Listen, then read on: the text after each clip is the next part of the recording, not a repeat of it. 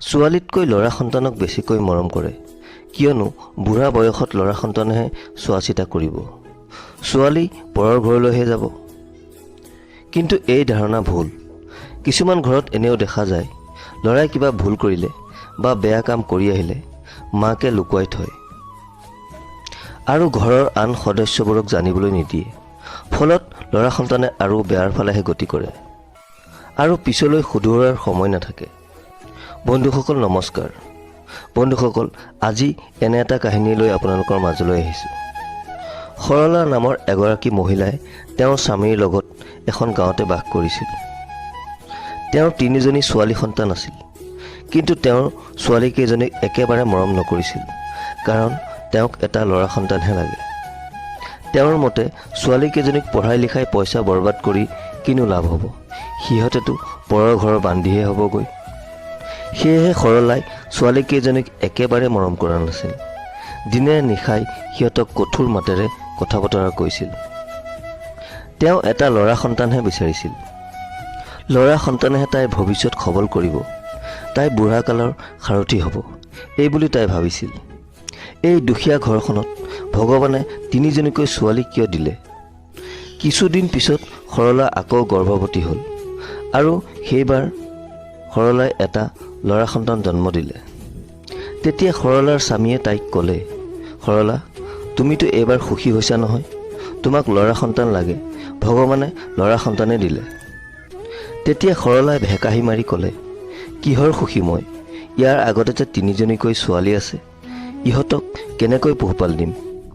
কেনেকৈ ইহঁতৰ বিয়াৰ খৰচ কৰিম? মাজতে আকৌ ইহঁতৰ পৰা বদনামটো পামেই। এই 3টাকৈ বুজা, ইহঁতৰ 3জনীৰ সলনি ল'ৰা হোৱা হ'লেই ভাল আছিল, তেতিয়াহে মই সুখী হ'ব পাৰিলোহেঁতেন। সেই কথা শুনি কণ কণ ছোৱালী 3জনীৰ মনত বৰ দুখ লাগিছিল। তেতিয়া ডাঙৰ ছোৱালী ৰাধাই মাকৰ ওচৰলৈ আহি মাকক ক'লে, মা, তুমি চিন্তা নকৰিবা, আমি ডাঙৰ হৈ চাকৰি কৰিম আৰু বহুত টকা আনি তোমাৰ হাতত দিম। আমাক তেনেকৈ নকবা মা, আঁতৰি যা মোৰ ওচৰৰ পৰা, এই বুলি সৰলাই ৰাধাক গতিয়াই দিলে। বৰ চাকৰি কৰাজনী ওলাইছে, তহঁত ছোৱালী হয়, জীৱনত একোডাল কৰিব নোৱাৰ, পৰৰ ঘৰৰ বান্দিহে হ'ব পাৰিবি। চাকৰি কৰিব মোৰ পোনাকণেহে, ইয়াকেই মই ভালদৰে পঢ়া শুনা কৰাম। তেতিয়া সৰলাৰ স্বামী বিৰজুৱে খঙেৰে ক'লে, তোমাৰ এই 3জনী কণমানি ছোৱালীক তেনেকৈ ক'বলৈ অকণো বেয়া নালাগিল? তুমি মাকৰ নামত কলংকহে, এই বুলি 3জনী ছোৱালীকে দেউতাকে সাবটি ধৰিলে। সৰলাৰ এনে ব্যৱহাৰ দেখি তেওঁৰ স্বামী বিৰজুৱেও আমনি পাবলৈ ধৰিলে, কিন্তু সৰলাই তেওঁৰ কথাও একেবাৰে নুশুনে। এনেদৰে কিছুদিন পাৰ হ'ল। লাহে লাহে 3জনী ছোৱালী ৰাধা, প্ৰিয়া আৰু হৰ্ষিতা ডাঙৰ হৈ আহিল। সিহঁতৰ লগে লগে সিহঁতৰ ভায়েক অজিতো ডাঙৰ হ'ল। অজিতক মাকে জোখতকৈ বেছিকৈ মৰম কৰিছিল, যি লাগে তাকে দিছিল, কিবা বেয়া কাম কৰিলেও লুকুৱাই থৈছিল। সেয়েহে অজিত দিনক দিনে বেয়াৰ ফালেহে গতি কৰিছিল। অজিত আৰু তাৰ 3জনী বায়েকে একেখন কলেজতে পঢ়িছিল। এদিনৰ কথা, ৰাধা, প্ৰিয়া আৰু হৰ্ষিতা ক্লাছ শেষ কৰি ঘৰলৈ উভতি আহিছিল। তেতিয়া সিহঁতৰ চকু অজিতৰ ওপৰত পৰিল। তেতিয়া ৰাধাই ক'লে, চাচোন প্ৰিয়া, সেইটো আমাৰ অজিত নহয়নে? সি ক্লাছ নকৰি বাহিৰত কি কৰি আছে? 3জনী বায়েকে মনে মনে তাৰ কাষলৈ গৈছিল। তেতিয়া সি তাৰ এজন বন্ধুৰ পৰা এটা মদৰ বটল লৈছিল আৰু তাক সি পইচা দিছিল। সেই দৃশ্য দেখি বায়েকহঁত আচৰিত হৈছিল। তাক ডাঙৰ বায়েকে মাত লগাইছিল, অজিত, চাওঁ এইফালে আহ। সি বায়েকহঁতক দেখি চক খোৱাৰ দৰে খালে। তাৰ মাতটো থুকাথুকি হ'ল। অঁ বাইদেউ, তোমালোকে ইয়াত কি কৰিছা? আমি কি কৰিছোঁ সেইটো বাদ দে, তই মদৰ বটল কিয় কিনিছ সেইটো ক। ক'তা, মই কোনো মদৰ বটল লোৱা নাই। তোমালোকে মিছা কথা কৈছা।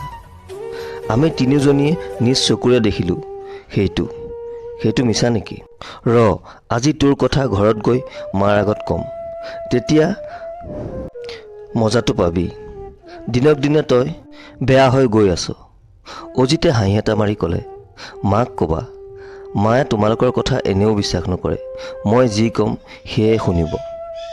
যোৱা কৈ দিয়াগৈ, এই কথা শুনি বায়েকহঁতৰ খং উঠিল আৰু ঘৰলৈ গুচি আহিল। তেতিয়া সৰলাই খানা বনাই আছিল। অজিতক দেখিয়েই মাকে ক'লে, আহি গ'লা মোৰ পোনাকণ, কোৱা কি খাবা? মই তোমাৰ পচন্দৰ খানা বনাই থৈছোঁ নহয়। তুমি ইমান কষ্ট কৰি কলেজত পঢ়িবলৈ যোৱা নহয়? অঁ মা, মোৰ বহুত কষ্ট হয়। আহা ভাতকেইটা খাই লোৱাহি। তেতিয়াই বায়েকহঁতে ক'লে, ৰখিবা মা। কিয় ৰখিব লাগে? দেখা নাই মই মোৰ ল'ৰাক ভাত খুৱাবলৈ ওলাইছোঁ? মা, আজি অজিতে তাৰ বন্ধুৰ পৰা মদ কিনিছে। আমি তিনিজনীয়ে দেখিছোঁ। সেই কথা শুনাৰ লগে লগে সৰলাৰ খঙে চুলিৰ আগ পালেগৈ আৰু ৰাধাৰ গালত এটা চৰ সোধালে আৰু ক'লে, মই ভালদৰে জানো তহঁতক। ল'ৰাটোক মিছাতে বদনাম কৰিবলৈ ওলাইছ তহঁতক মই আজি সোধাই নেৰোঁ। নহয় মা, আমি তিনিজনীয়ে অজিতক দেখিছোঁ মদ কিনা। তুমি লাগিলে অজিতকে সুধি লোৱা। মাকে অজিতৰ ফালে চাই সুধিলে, কি অজিত, ইহঁতৰ কথাবোৰ সঁচানে? নহয় মা, ইহঁতে মিছা কথা কৈছে। মই ইহঁতক কলেজত ক্লাছ নকৰি ঘূৰি ফুৰা দেখিছিলোঁ। মই ইহঁতক ক'লোঁ, বা তোমালোকে ক্লাছ নকৰি ঘূৰি আছা যে, ৰ'বা মই মাক কৈ দিম। সেয়েহে মই কোৱাৰ আগতে সিহঁত বাচিবলৈ মোৰ মিছা কথা লগাই দিছে। এইষাৰ শুনাৰ পিছতে সৰলাৰ খঙৰ সীমা নাইকিয়া হ'ল আৰু কাষতে থকা ডাঙৰ লাঠি এডাল উঠাই ছোৱালী তিনিজনীক মাৰিবলৈ ধৰিলে। তেতিয়া সিহঁতৰ দেউতাক আহি পালে। সিহঁতক বচালে আৰু ক'লে, সৰলা, এনেকুৱা কিনো হ'ল যে তুমি ছোৱালী তিনিজনীক শত্ৰুৰ দৰে মাৰপিট কৰিছা? তেতিয়াই সৰলাৰ কোৱাৰ আগতে ৰাধাই কান্দি কান্দি দেউতাকক ক'লে, দেউতা, আজি আমি নিজ চকুৰে দেখিছোঁ অজিতে মদ কিনি থকা। এই কথা মাক কোৱাত সি আমাকেই ওলোটাই ফচাই দিছে যে আমি ক্লাছ নকৰি ঘূৰি ফুৰিছোঁ, আৰু মায়েও তাৰ কথাই বিশ্বাস কৰি আমাক মাৰিবলৈ ধৰিছে। তেতিয়া সৰলাই চিঞৰি চিঞৰি ক'লে, নহয়, ইহঁত তিনিজনীয়ে মোৰ ল'ৰাটোক হিংসা কৰে, সেয়েহে মিছা কথা কৈছে। তেতিয়া বীৰজুৱে খঙেৰে ক'লে, ইহঁতে তোৰ বদমাছ ল'ৰাটোক কিয় বেয়া পাব? না ই পঢ়া শুনা কৰে, না কাৰোবাৰ কথা শুনে। দিনক দিনে ই বেয়া হৈ গৈ আছে একমাত্ৰ তোমাৰ কাৰণে। তুমি মোৰ সাঁচতীয়া পইচাবোৰ মনে মনে ইয়াক দি দিয়া, সেয়েহে সি তাৰ যি মন যায় তাকে কৰে। সৰলা, মই কৈ থলোঁ, তোমাৰ এই অন্ধ মৰমে ইয়াৰ আৰু লগতে তোমাৰো ভৱিষ্যত বেয়া কৰিব। সৰলা খঙতে উচট মাৰি উঠিল, চুপ থাকা, মোৰ ল'ৰাটোক আৰু এটা কথাও নক'বা। এই বুলি সৰলাই তাক খাবলৈ লৈ গ'ল। ইফালে ছোৱালীকেইজনীয়ে মাকৰ ব্যৱহাৰত বৰ দুখ পালে আৰু কান্দিব ধৰিলে। তেতিয়া দেউতাকে ক'লে, মোৰ ছোৱালীহঁত, তোমালোকে দুখ নকৰিবা, মই আছোঁ নহয়। মইতো তোমালোকক বুজি পাওঁ। তোমালোকে ভালদৰে পঢ়া শুনা কৰা আৰু মোৰ নাম উজ্বলাই তোলা। তোমালোকে মাৰ কথা বাদ দিয়া, নিজৰ পঢ়াত ধ্যান দিয়া। তোমাৰ মাৰে ধৃতৰাষ্ট্ৰৰ দৰে ল'ৰাৰ প্ৰেমত পৰিছে। মাৰ এতিয়া অন্ধ। তেওঁ গমেই পোৱা নাই যে তেওঁৰ মৰমেই ল'ৰাৰ ভৱিষ্যত ধ্বংস কৰিব। হয় দেউতা, আমি তিনিও বহুত কষ্ট কৰিম আৰু পঢ়িম, আৰু আমি নিজৰ ভৰিত নিজে থিয় দিম। তেতিয়া আপুনিও ইমান আৰু কষ্ট কৰিব নালাগে আমাৰ কাৰণে। আপুনিয়ে সকলো হয় আমাৰ কাৰণে। এনেদৰে ৰাধা, প্ৰিয়া আৰু হৰ্ষিতাই মন লগাই পঢ়িবলৈ ধৰিলে। ইফালে অজিতে দিনক দিনে আৰু বেয়া হ'বলৈ ধৰিলে। মাকেও আৰু সমানেই তাক সহযোগ কৰি গ'ল। দেউতাকৰ সাঁচতীয়া টকা সি এবাৰ খুজিলে মাকে তাক দি দিয়ে। মাকে ভাবিছিল যে সেই টকাৰে সি কিতাপ কিনে অথবা তাৰ লাগতিয়াল বয় বস্তু কিনে, কিন্তু সি সেই টকাৰে জুৱা খেলা আৰম্ভ কৰিলে। এদিন ৰাতি অজিতে মদ খাই নিচাসক্ত হৈ ঘৰলৈ আহিল। তাকে দেখি দেউতাকৰ বৰ খং উঠিল আৰু ক'লে, হে ভগৱান, আমাক এনে দিন দেখুৱাবলৈ জীয়াই ৰাখিলা কিয়? তোমাক মদ খাবলৈ পইচা কোনে দিলে? অজিতে মদৰ নিচাত আছিল। সেয়ে দেউতাকৰ কথাত তাৰ খং উঠিল আৰু সি দেউতাকক এটা গতা মাৰি দিলে, আঁতৰ হ বুঢ়া, মোৰ টকা মোৰ মৰ্জি।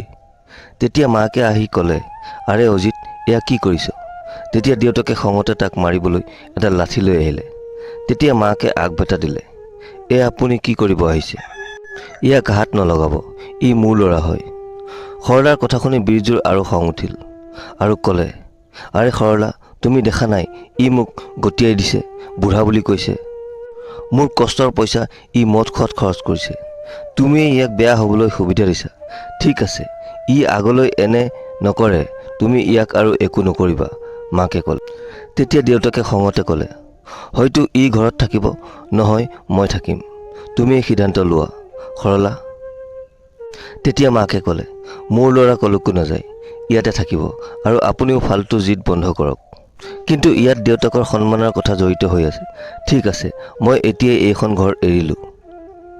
খেতিৰ মাটিতে মই এটা জুপুৰি ঘৰ বনাই তাতে থাকিম, আৰু তুমি ইয়াতে থাকা তোমাৰ মদাহী ল'ৰাৰ লগত। বিৰজু যাবলৈ ওলাল। তেতিয়াই তেওঁ ছোৱালী তিনিজনী আহি ৰখাই দিলে আৰু ক'লে, দেউতা, তুমি আমাক ইয়াত অকলে এৰি থৈ যাব নোৱাৰা, আমিও তোমাৰ লগতে যাম।